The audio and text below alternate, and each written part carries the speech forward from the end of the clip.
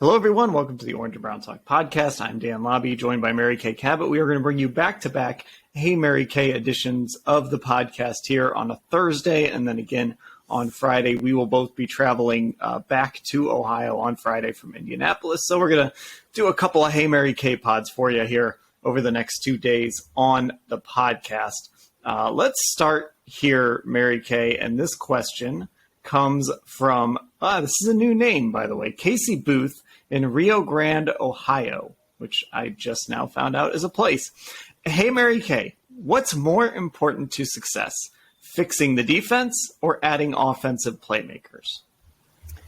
You know what? I actually don't think that it has to be an either-or situation. They have an opportunity coming up here to add to both sides of the ball, and I think they need to do so. And I do keep getting asked over and over and over again, do they need the speedy receiver first, or do they need the defensive tackle first, or the end first? And I don't think it has to be, this one has to be on Tuesday, this one has to be Wednesday, this has to be first, this has to be best.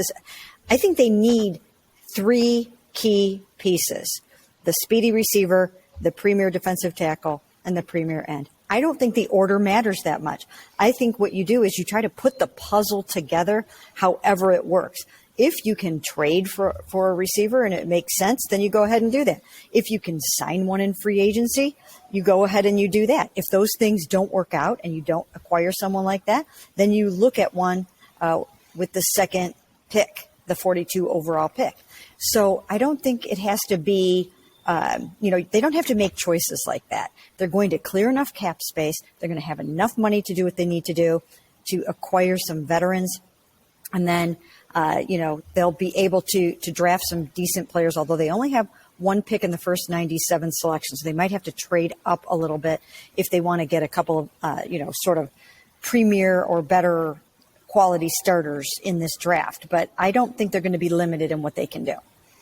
So when it comes to the two things, which do you think is, I guess, let's say for whatever reason they could only choose one, like you can either add defensive talent or offensive talent. Which one would you choose?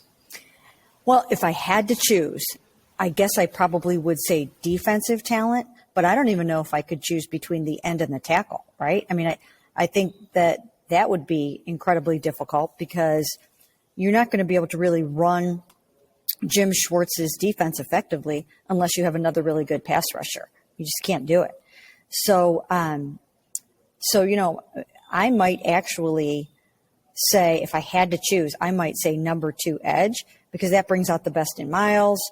In that scenario, you're hoping that David Bell is really stepping up for you. You're hoping that, Michael Woods takes another step. You're really relying on Amari Cooper to have another great season and to stay healthy, for David Njoku to step it up.